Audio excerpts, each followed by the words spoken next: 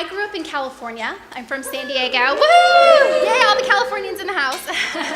Best place. I want to move back. I have lived in Washington for 15 years, and I love Washington, but I'm ready to go back for the sun mostly, and temperature that's normal all the time. I grew up there in San Diego, and it's really interesting. From a really young age, I grew up in a house that I should share this. This is really insightful. My father is a pastor and my mother is a psychologist. So needless to say, I got a lot of advice growing up. But it was a household that was really about service and giving back and the work that they did. And I actually was interested early in the connection to politics. I actually was really intrigued by politics at a young age. I was probably 7. I remember watching one of the presidential conventions and being like, this is so neat, this is important. These are leaders. And so I was kind of inspired early about my interest in politics, which I think is probably pretty rare for a lot of people, especially today. And when I was in college, I decided to follow that suit. I went to college in Los Angeles at Pepperdine, and for one of my classes, I had to work on my first political campaign.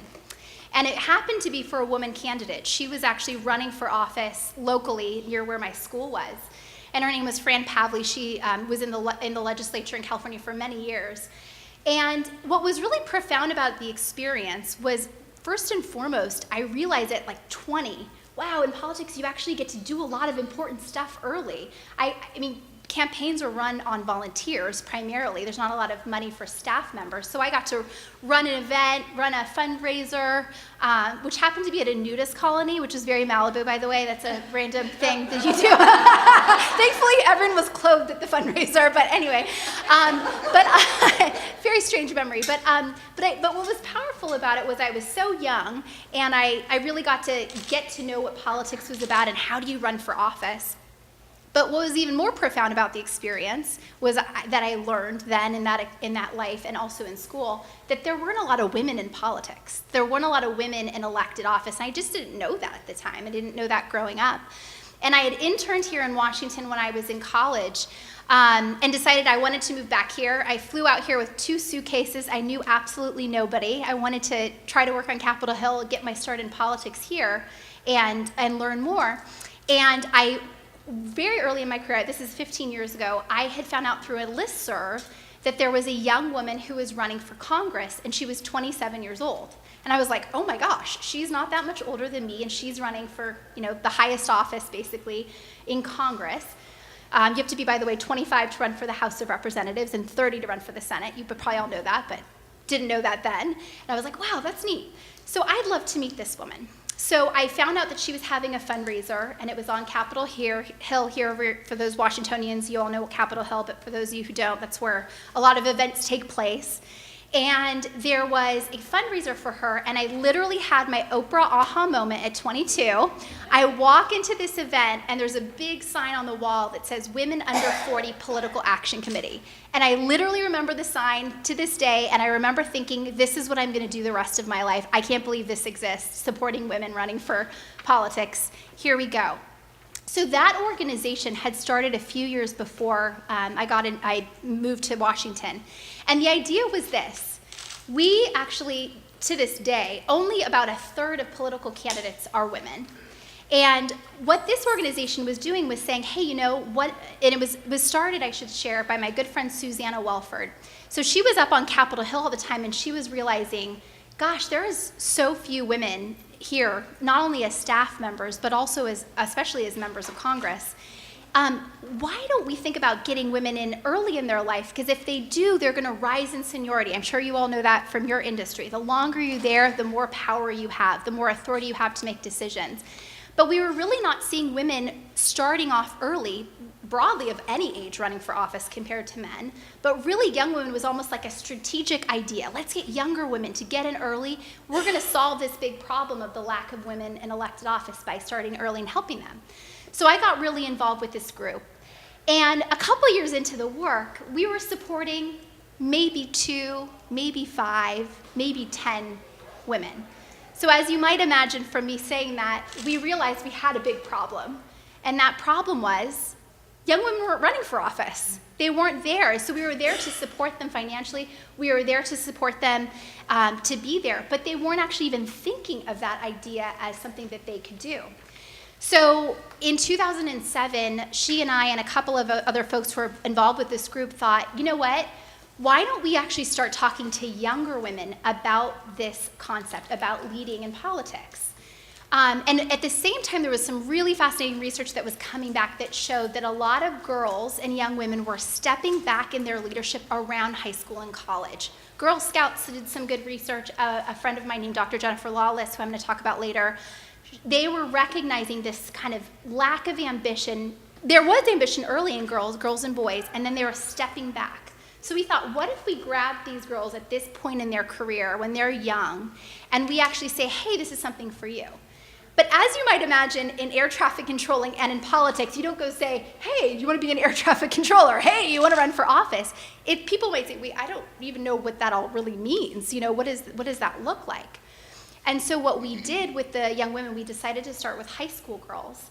And what we did is we asked them to apply to our program, and we asked them 2 questions.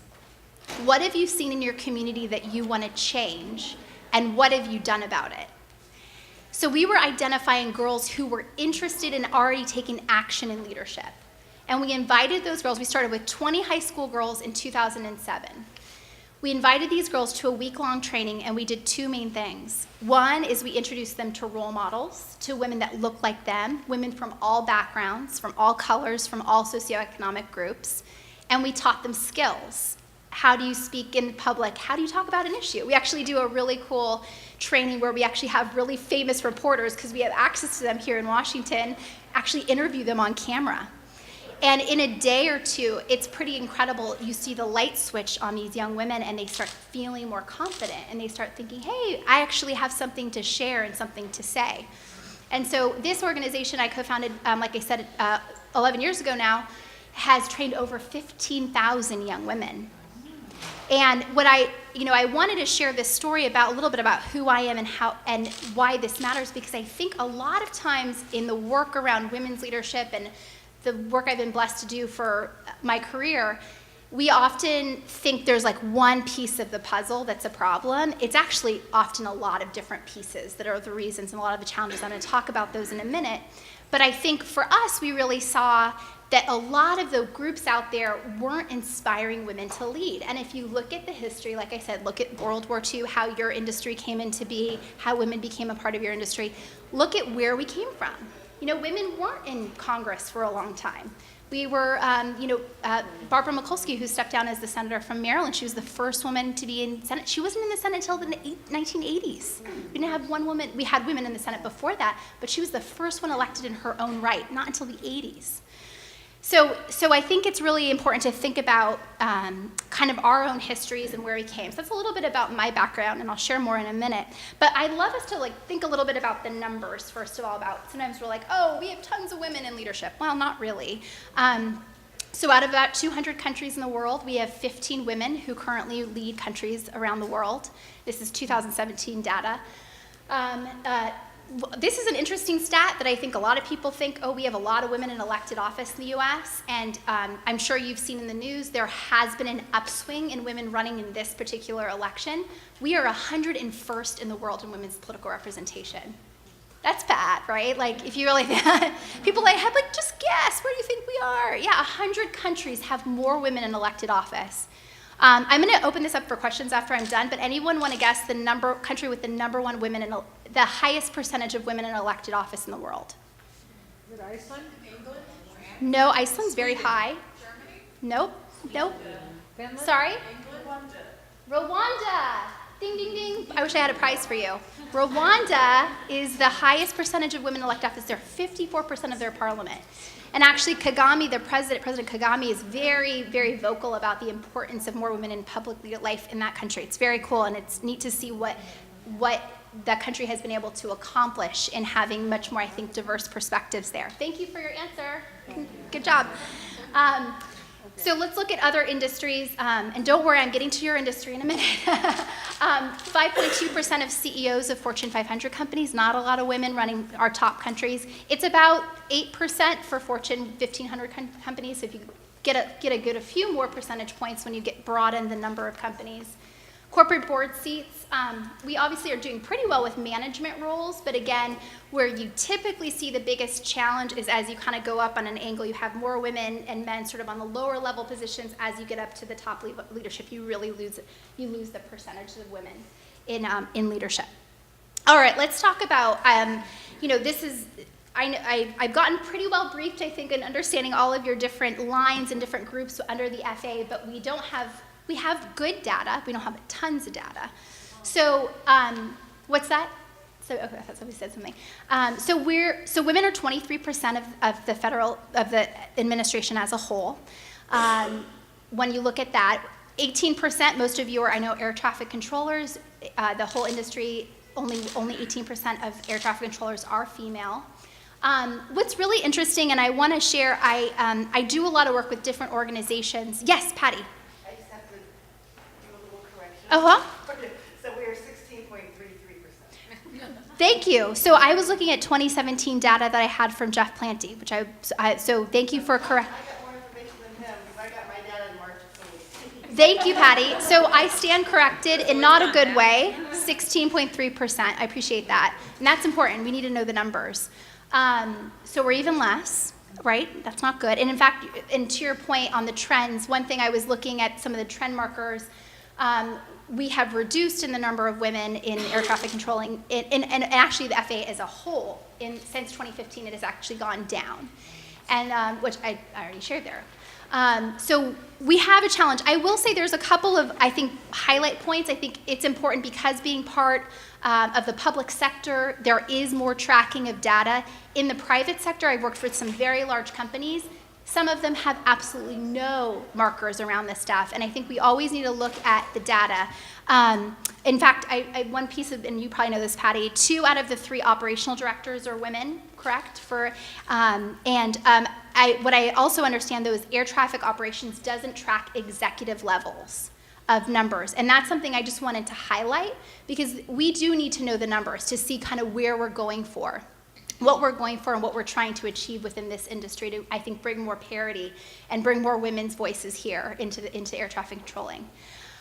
On that note, though, I think statistics are incredibly powerful, and I think they're really, really helpful, but they don't tell the whole picture. So I do want to just share, for example, the United States is ranked 101st in the world in women's representation. I think culturally, from my travels, and I'm going to talk a little bit about my work globally, we are culturally doing better than a lot of places in terms of our ethos and appreciation for women in leadership. And so sometimes numbers make you look really not good, but that doesn't necessarily tell the whole picture of the culture and really the support that's undergirding different efforts. So I just always put things into context. So, when I think about this work and I think about the numbers, I often think about how do we change a culture? Because at the end of the day, we're talking about valuing women to be working with men to lead all of these organizations and these efforts. That their perspectives and their input is just as powerful and just as important. And as I shared a little bit, about 7 or 8 years ago when I was executive director of Running Start, the organization I told you about, I got a call from the State Department. And what was happening was a lot of the US embassies in other countries were interested in the work we had been doing to inspire young women into leadership. And they wanted us to start coming and talking to the different communities in different countries about our work. So in 2013, I was invited to Tajikistan. So Tajikistan is in Central Asia. It's bordered by China, just north of Afghanistan. I frankly was like, I know it's in the Stan area, but I'm not really sure where it is. But okay, sure, I'll go there. It sounds great, So I was invited to Tajikistan. Tajikistan's a country, it's a former USSR country, which is interesting. It's kind of the crossroads of the Middle East and Asia. So it's a really interesting culture, the Tajik people. And I was invited there to talk about my work. And this is a place where culturally, young women are married very young. They don't have a lot of outlets in terms of what they're going to be in life. Many of them get married and that's their life. Is maybe being stay-at-home mom, not having access to education and opportunity. Although it's interesting, people might chagrin me saying this, there's actually the legacy of communism is fascinating there because actually it really pushed a lot of women into education in some parts, especially in northern Tajikistan, closer to Russia, closer to Kazakhstan. Anyway, just to give you the context, this is a place where girls are getting married around 15, 16 years old. So I was invited one day, and I have a picture up here, to a high school in Dushanbe. Dushanbe is the capital of Tajikistan. And I was invited to speak to this group of girls, and they were playing sports for the very first time. They were playing basketball and badminton. And I was like, oh, this is so great, because I grew up playing sports. So I was like, I'd love to talk to them about sports. And the embassy staff just said, Jessica, we'd love for you to share a little bit about what you do and what you think about leadership and with the young women. So I get there, and they all kind of gather around me. They brought me these flowers. And I said, you know, I love that you're playing sports. In fact, I grew up playing basketball and volleyball. I think a lot of my experience with competitive sports really taught me like how to lose, how to win, how to be a team player, and I think it really helped with my confidence. So I was just there to sort of be this encouraging voice, like, it's great you're playing sports. You know, I will note, you know, these girls are actually all in their just, you know, street clothes, and they don't have uniforms, you know, they don't have the money for uniforms. So I'm in my kind of like suit outfit, and the girls are like, that's great. Will you show us how to do a layup? So I'm like running around in my suit. I'm like, sure, let's go do a layup.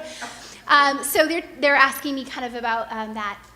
And then their coach, who is an older man, he came up to myself and the interpreter from the embassy and said, Jessica, we would now like our best badminton players to play a game of badminton for you.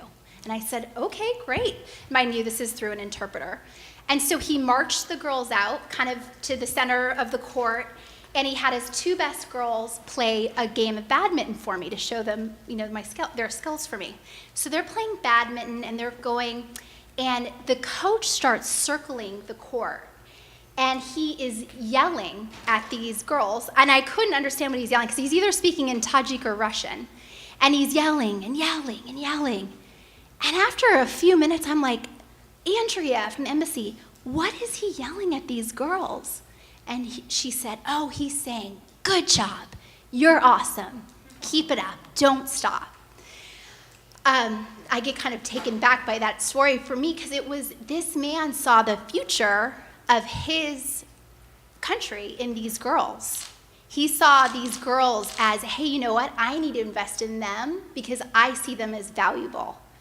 And that's what we really need to change. They had a male supporter in that, but I think it really shows these girls that they mattered and that they're valued. And I think when we talk about this work, we can't undermine the reality. This isn't just about numbers or about let's put women there because we have to, and it's the number checking the box off. This is we're losing the talent and the value we have in half of our population when we're not thinking about the power that women bring. And these girls have. So I want to share a little bit about some of the barriers, because I think what's fascinating about my work, I've been to Germany, Rwanda, South Africa, Lesotho, all over Panama. The barriers for women are the same everywhere. It does not matter what context I am in. I see the same stuff every place I go. I will say that the scale might be different. The violence against women might be more egregious in certain cultures than it might be here in the United States, but the same stuff happens everywhere. And it's really, I think, a universal sad thing, but also really powerful thing to think, hey, we're all in this together, and we need to find male champions who get it, that there are unique challenges for us as women broadly. So let me share a little bit about the barriers that I have seen in my work. And this is a really small kind of list, but the way I like to look about barriers for women in leadership is internal and external. So when we think about the internal stuff, we're talking about confidence. We're talking about feeling qualified or feeling valued to be there, that I can do this, that I have the skills to actually be in that leadership role. Those are the internal pieces. The external pieces, I think, are in a lot of ways more difficult to tackle. The external stuff is the structures. How are we hiring? Who are we looking to hire? I spoke to one of your fabulous diversity and inclusion directors earlier, and she and I were talking, where are you looking for people? Who are you asking to be a part of this?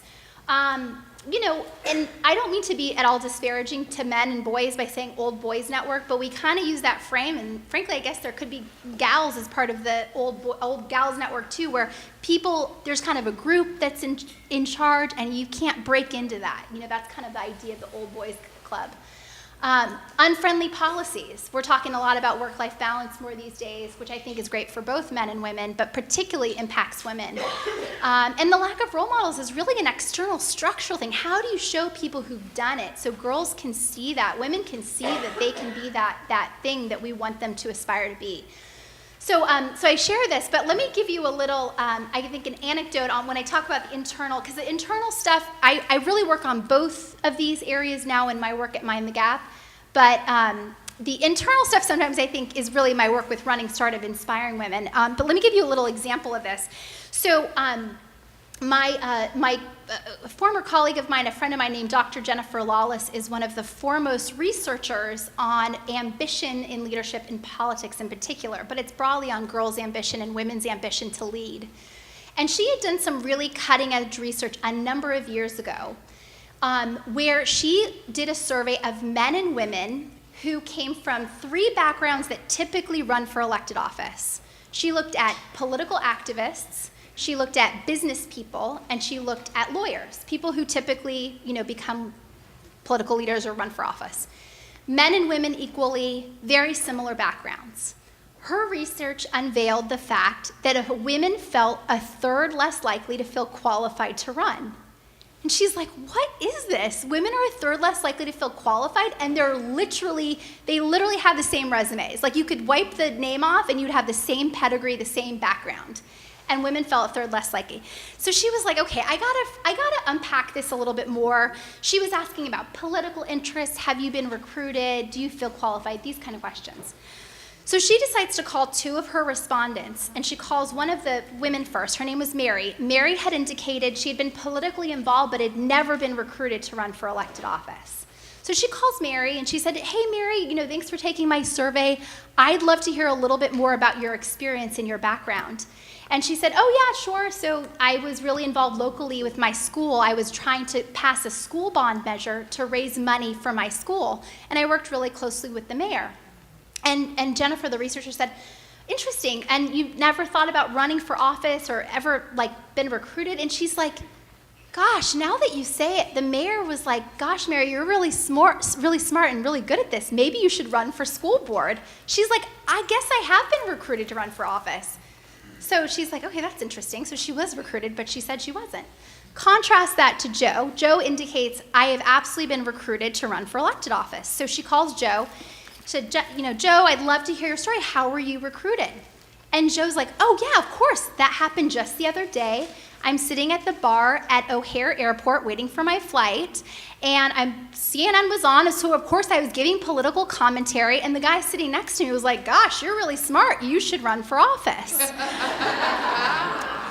So I share that story to say, how illuminating is that? Mary was legitimately recruited. She was legitimately, hey, you should do this. You're awesome. You should do this. And she didn't even think that she had that ability to do it. And this is of course, in the context of politics, but I think this is super translatable to every industry. We tend to have this challenge as women where we don't really feel like, oh, I don't really know. I got to check all these boxes before I can take on this position. And that's really a real challenge. So I think I'd love, when I open this up to questions, if this is a helpful framework, I do think we really need to think about within your industry, where are both of these areas challenging? Because I think both are right. They're not either or, right? There's not, oh, we just have to fix structures, or we have to just train our women. That's what happens to me a lot. A lot of times I'm like, let's help build effective cultures. Andrew and I were talking about his work on culture earlier, and I often am like, it's kind of both. We can't train, a lot of the women they're really highly skilled already. We need to think about, are they being utilized and valued and able to flourish in this context? And that's something I want to know. So let me talk a little bit about how I frame why this matters. my organization today, I started a company a couple years ago called Mind the Gap, and what I was really seeing as a need in work was in the industry of life, frankly, of every industry, was that women were not in leadership roles. But I didn't see that as, let's go out and say, okay, shame on you, all of these companies, for not having more women in leadership. What I knew from the research and from practice was, all of the research shows companies that have more men and women working together effectively makes sense. It makes more money, it makes more return on the investment, the policies are better, the culture is better. All of the research, and we have a lot of it from PricewaterhouseCoopers, from Deloitte, from Catalyst, I could go on and on for many, many days on research, shows that companies and organizations, governments are better run when you have men and women working together. So we know that, and I think this is a very powerful argument in the United States. When I do work in Europe, there is much more of a, I would say, socialist slant on, we have to do this because this is the right thing to do, which is great. In this country, we care about the bottom line. We care about what's the end result. We care about making sure our planes don't crash into each other, right? We care about really important stuff. How do we do that? We have to harness the power of both men and women, I think, working together, the best end results happen. And so when I frame my work, I look at the bottom line of that organization. I look at how do we make the best end result and the best outcome and the best policy. I know not every industry is about money, right? So it's about how do you make the perspectives that women and men both come from, how are they relevant, how are they communicated? Let me give you a story again from my experience that I think is very reflective about perspective. So in 2006, in Congress, Nancy Pelosi became the first woman Speaker of the House of Representatives. Part of her job as Speaker of the House, all the speakers have, is they decide what people sit on the different committees. At that point, we're engaged in both Iraq and Afghanistan wars, and the Armed Services Committee was a very highly sought after committee, right? People wanted to be on it, wanted to serve, wanted to be involved with the wars that we are currently engaged with how to deal with our military, how they were being supported. She saw that at that point, there were only 2 women on that committee of 30. And she said, that's problematic for me, I think. Let's put 6 women. So she actually had really increased the numbers from those 30 to having include 6 women members of Congress on this committee. Everyone said that there was a marked change in conversation before and after that change of no more women on that committee. Before that, there were really appropriate and important conversations about how our military, how are our soldiers equipped, what kind of uniforms are they wearing, what are their flak jackets looking like, which was an issue at the time, not being protective, what tanks do they have, really important equipment conversations and everything that they were dealing with. What was noted was after these 6 women were on the committee, the conversation still talked about that, but it broadened to how are our military families being supported? What about PTSD issues? Let's talk about mental health. The conversation widened in a way that was helpful because women were there with men. They had different life experiences and perspectives, and they brought that to their leadership. And so I share that story because, again, I think it's reflective of where I see the importance of this work and how I think each of you can think about championing for yourself, for your group, for your industry, with your own career, why this matters, why this is not just a right thing to do, but this is really a smart thing to do, to think about how do we equip and bring more women into air traffic controlling and into the industry at large in aviation. I can't go on without giving you a little bit of some of my thoughts and tips of what I do. I mean, some of these may be really simple, but I think it's really easy to feel overwhelmed when you're trying to make change. I think it's very easy to say, I can't fix that. Like, it's way too complicated. But I think it's a lot easier to focus on some really key areas that you can try to tackle. And it's really important that you find people that get it like you, that are like-minded, that you can kind of support each other. And I know that's what you do here with PwC very much. You already have the nuggets that are great, and you're already doing wonderful things. But how can you spawn even new things? Like, I'm sure you guys aren't you want to see more change. We want to see more women at the FAA, right? We want to see more women in leadership.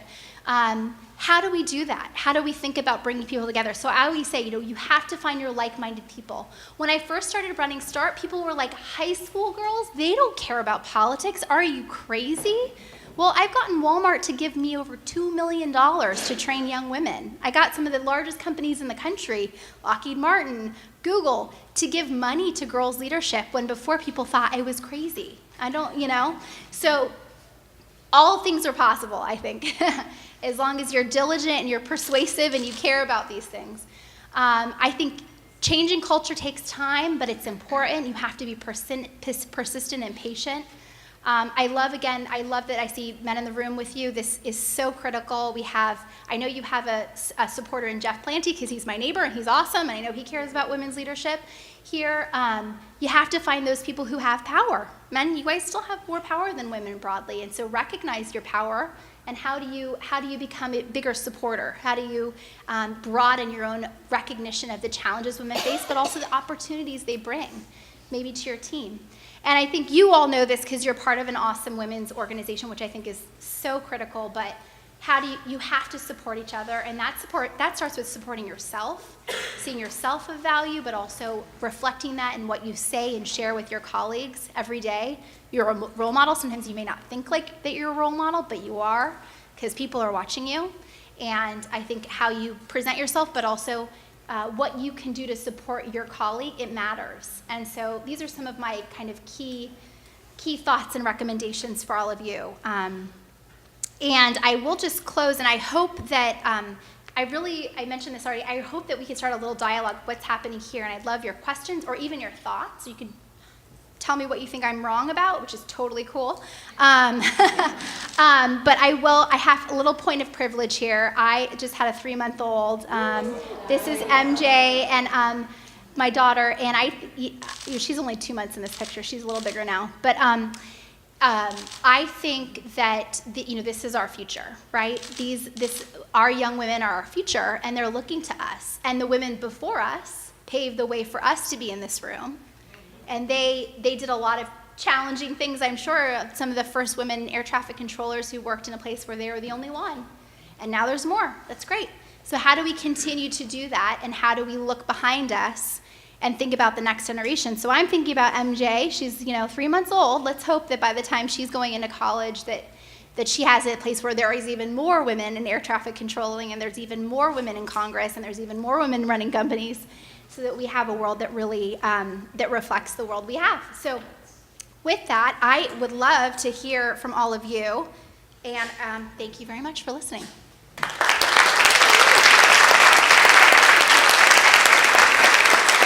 I'm going to come out here like Oprah. She's my favorite. Does anybody have questions? And if you can ask questions from the microphone or just talk really loud, if you could introduce... Microphone. If you could just say who you are and maybe what you do. Maybe you've met everyone here already, but it's kind of cool for you to introduce yourself. So that would be great. Does anybody have any questions or thoughts? Did I elicit anything? Yes. Sure. My name is Maria Hofbauer. I work at Miami Tower Tracon. My boss, Bob Hildebeidel, you may see him tonight. No, you will see him tonight at the Speed Networking event. So as you were speaking, I remembered something I read. Some experts of the United Nations leadership body have said that the empowerment of women is a way of eradicating poverty worldwide. That's a very powerful statement. What are your thoughts on that? I love that. Thank you very much. What was your name again? Maria, thank you so much for your question. So when I look at this work, and I hope you guys kind of seen that a little bit, I 100% believe it, and this has been said by others, this is the challenge, I think, of the 21st century, really, is harnessing the power of half of our talent and half of our world. And I think the cool part about that statement is actually a strategic one, which is, how do we think about our goal? So our goal may not be women in leadership, but how do we achieve that goal through more women in leadership, that what they bring and the perspectives they bring will help to actually solve that and resolve that. And that's how I look at this work, right? So that in this case, around poverty, around sickness and health, women are often the places where they've really lost the power to have their voices heard in any of these societies, right? And so if we harness their ability to actually be leaders and talk about what's impacting them, that's hugely powerful. My business partner, Kristen Haffert, has actually worked in over 120 countries on women's leadership. So she really brings this wealth of knowledge and recognizing, again, like as I shared already, the barriers we see are very similar, but the scale might be more difficult in certain places. And what often happens, one thing that she was really training people on was what we call gender mainstreaming. And the idea, it's a really wonky term. The idea is you look at a problem like poverty or sickness or, Population. thank you, AIDS, HIV/AIDS. How are men and women actually impacted differently? And how could they, as being part of the solution, help to solve that problem better? So you can see this in a lot of different contexts, and that's how I think we should often address the solution. What is the biggest challenge we have, and how can more diversity of thought and perspective actually help to solve that problem? What are we missing? And this, diversity can be broad. I think women are the coolest part of diversity because we're 51% of the population. We're the largest group of all backgrounds. Women of color, LGBT women, women of disability background, all the ways in which we are diverse within ourselves that are missing. So we're like the largest pool. But really the idea is that you have this diverse perspective helping to tackle that problem. And I think that is, again, a strategic way that you can fix problems. That's what I don't see, though. When I go into companies and organizations, it feels often like you're checking a box instead of saying, what is our goal? Our goal is to make money. Our goal is to not have planes crash. Our goal is to do whatever we're trying to solve, and how can we be a part of that solution? So thank you for sharing that powerful quote. Thank you. Patty, the president. All right.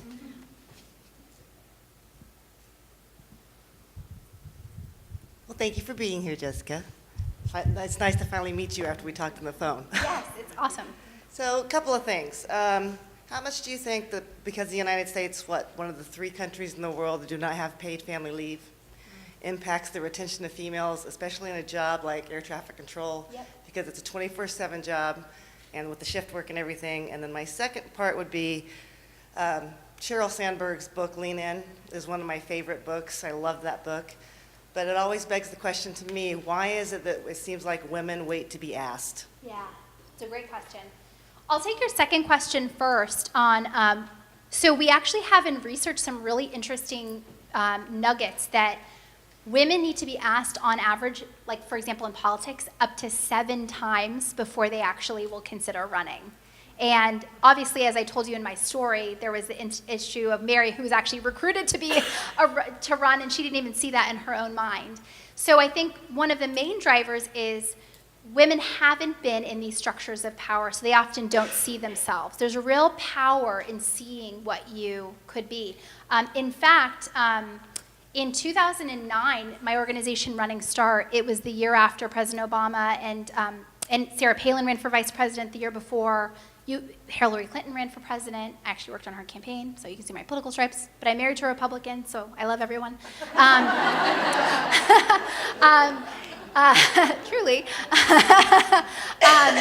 And we had an upswing in the girls that applied to our program from 300 to 30,000.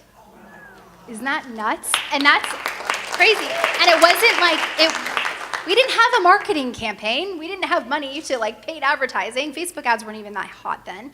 It was word of mouth. It was seeing people that looked different and looked like them. And so I think it's a lot of things to answer your question on why women have to be asked. We tend to want to make sure we know how to do 90% of the things before we step into it. We don't see people that look like us doing it, so we don't know how that looks.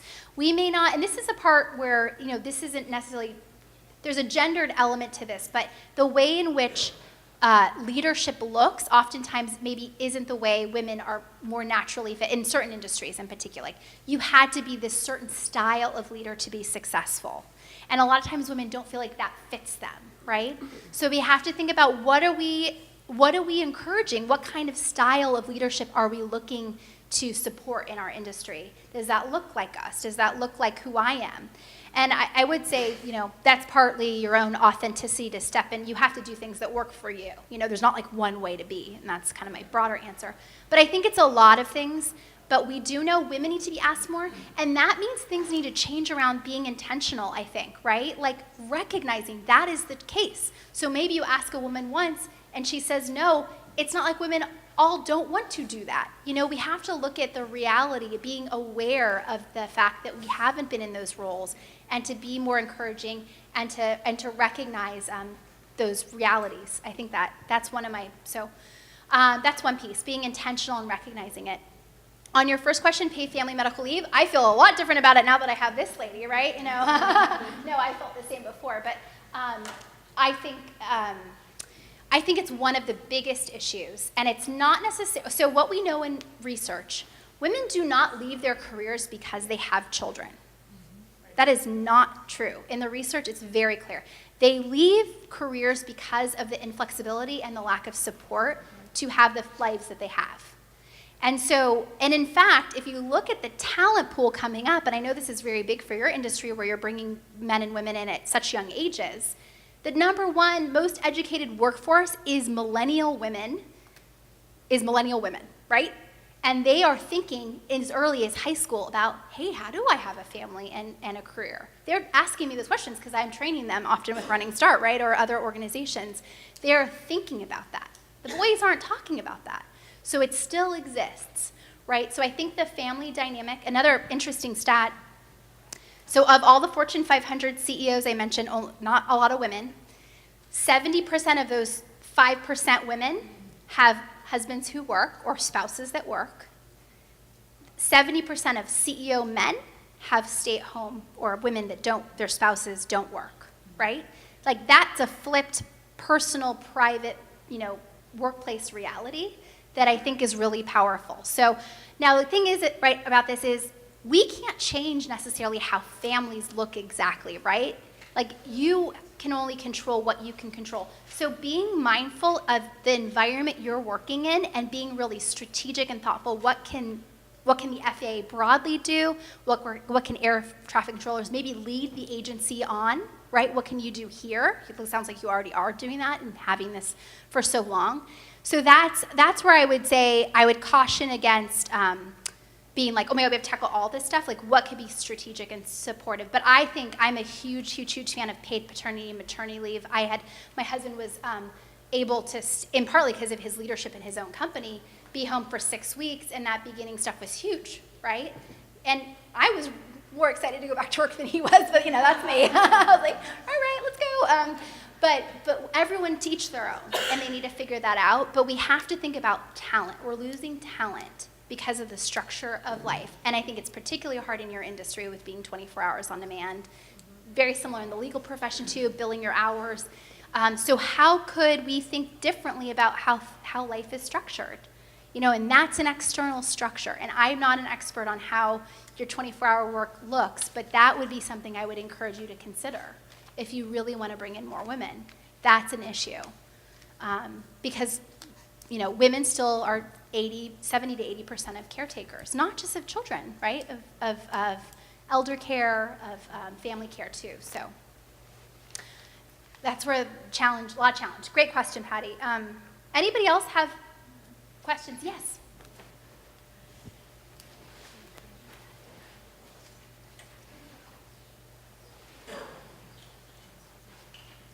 Hi. Hi. My name is Kate. I'm from Nigeria.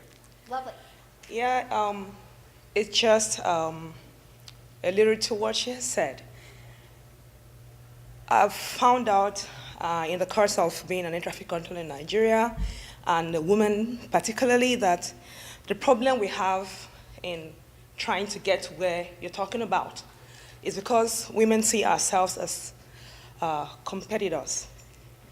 I don't see my fellow woman as a competitor. I see a fellow woman who is doing well as a push to get better. So I don't see my fellow woman doing well as a threat to me. And the first step to getting to where we want to get to, if we need to get there, is to build ourselves more. Let there be more building up to tearing down. Yes, so, and Maria said something. The best gift you can give a nation is to train a girl child. Because every woman is a potential nation builder. It could be your biological child, it could be by adoption, but once you nurture a child, you're potentially building a nation leader who can make a difference. So anywhere you find yourself, make sure you impact. I happened to talk to a group of girls in a mentorship program. I partner with Zonta International. You know, Patty told me to do that, and I did that. So we do the Emilia Earhart Day, and we'll go around schools in Lagos to talk to the girl child about leadership positions, and to tell them that wherever you are, you have a point to make. Everyone is a born leader. Some lead from the front, some lead from behind. Some lead by being vocal, some lead by being silent. Wherever you find yourself, lead well. You're a leader in that capacity. So that's just my little take. I've been here for 6 years, and each time I come, I go home stronger and better. I just go home and feel there's nothing I cannot do. Every sister I meet is actually a means of stepping on another rung of the ladder. So I just thank you for this. It's actually a mind-boggling eye-opener that we need to do it together. It's a collaborative effort. You're here in the United States, but the message you're preaching is spreading the world wide. So, like I said before, PwC is spilling into Africa. Love it. And before you know it, it's going to go worldwide. And everywhere we are, every nook and cranny, we begin to light our little lights. And before you know it, the darkness will give way, and we'll take a rightful position. Thank you very much. Thank you.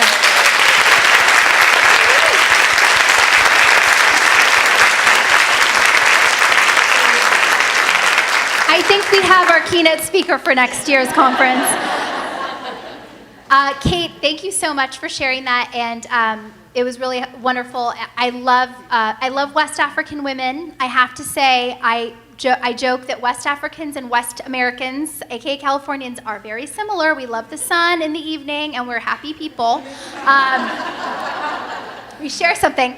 You know, thank you for that, and it's 100% the case. The sisterhood and the commonality and our ability to share. I am so much better at my work because I have been to Africa, a lot of countries in Africa, Lesotho, Rwanda, as I mentioned, Senegal. I need to come to Nigeria soon.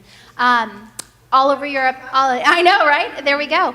But because we share from each other what our challenges are and what we can do strategically to help and to support each other is so powerful. A book you should all read, and maybe you will know very well as a West African woman, Ellen Johnson Sirleaf was the first president of an African nation of Liberia. And she wrote a book, she didn't write a book. Helene Cooper, the New York Times columnist, who's also a Liberian, very famous New York Times columnist, she wrote a fabulous book called Madam President that came out this last year. And I've actually heard Helene talk about it. She followed Ellen's race for president. She, as I said, became the first woman president to run an African country. And it is a very fabulous story about the power of sisterhood, because even in the factions of politics, like you would have anywhere, in this country, in any other country, she was able to bring women together because girl children were looked different on and were treated differently. I mean, she had a lot of issues that really was about valuing women in her society that she harnessed as part of her power to win the presidency. So it's a really powerful story that I think is one in which to kind of look up to see how does somebody charge forward in a really difficult place, but also is an incredible leader and a real thought leader for us to look to. And so just something to share about. Then hopefully soon we'll elect a woman in Nigeria, right? Yeah. That's what we need next. But thank you so much, Kate. That was fabulous. All right, well, I don't even know what time, oh gosh, it's 2:30, I'm supposed to be done. Do you have time for one more question, or should we leave on Kate's amazingness? Okay, well, thank you very much thank you.